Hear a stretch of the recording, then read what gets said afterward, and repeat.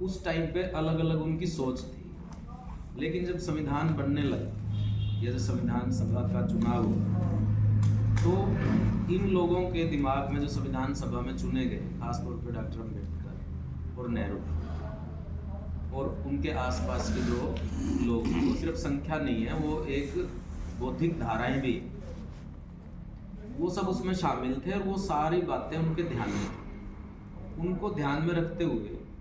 उन्होंने ये किया कि पहला जो भाषण दिया संविधान सभा में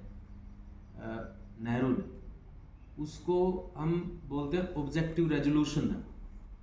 कि जो लक्ष्य प्रस्ताव है, कि संविधान सभा में ये उन्होंने भाषण दिया कि ये जो संविधान सभा बैठी हुई है, इसका मैंडेट क्या है, इसकी सीमाएं क्या हैं, ये क्या बनाने के लिए बैठी हुई है, उसका मोटा मोटी रूपरेखा उन्होंने प्रस्तुत की। उस रूपरेखा में या उसके बाद जो पूरा संविधान बन के आया, तो उसमें जो मुख्य जो सवाल था वो यही कि हम भारत के लोग कौन हैं। जो बैठे हुए थे, बना रहे थे, वो एक अलग बात है, लेकिन जो सवाल आए कि भारत का बंदा कौन है, जो पहला वो बन के आया, पहला भाग है जिसमें, यानी कि दूसरा भाग है जो भारत के नागरिकता को डिफाइन करता है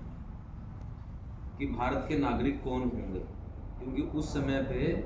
विभाजन हो रहा था, लोग इधर से उधर जा रहे थे, किसी का कुछ पता नहीं लग रहा था क्या हो रहा है क्या नहीं हो रहा है। ऐसे उसमें भारत का नागरिक कौन होगा, ये भी अपने आप में एक बहुत ही पेचीदा सवाल बना। और भारत के नागरिक होने में क्या योग्यताएं होंगी। जितने भी जैसे दुनिया के देश हैं, उनमें नागरिकता के दो ही आधार, एक तो जन्म से ही मिल जाता है जो कि जैसे भारत है, और एक जो है वंश से किसी और चीज़ से मिलता है। जो कोई बंदा अमेरिका में पैदा हुआ लेकिन उसके माँ बाप इंडिया के हैं, तो वो इंडिया का भी नागरिक है, मतलब जो उसकी जो वो है उससे मिलता है। तो भारत का नागरिक कैसे होगा, कैसे बनेगा, क्या उसमें धर्म के आधार पे, जात के आधार पे या किसी और चीज़ के आधार का ख्याल रखा जाएगा, या यहाँ पैदा होने से ही वो नागरिक है, उसमें और किसी चीज़ की कोई ज़रूरत नहीं है यहाँ। तो ऐसी जो नागरिकता का जो पैमाना बनाया, वो बहुत ही इम्पोर्टेंट चीज़ है पूरे हर नागरिक के बारे में। और इसीलिए अभी 70 साल होने के बाद नागरिकता के कानून में भी, नागरिकता के प्रावधान में भी जो मौजूदा सरकार है वो अमेंडमेंट करने के लिए एक बात लेकर के है। क्योंकि भारत की जो नागरिकता है वो सेकुलर है पूरी तरीके से, वो किसी तरह का कोई भेदभाव नहीं करती है उसको। तो जो एनआरसी का या सीएए का जो कानून आया, और उससे कितने लोगों के ऊपर किस तरीके से वो प्रभाव डालने वाला है, और उसने कैसे मतलब लोगों को सत्ते में डाल दिया, जो पहली जो चीज़ है, हम भारत के लोग। फिर जो संविधान निर्माताओं के सामने जो सवाल था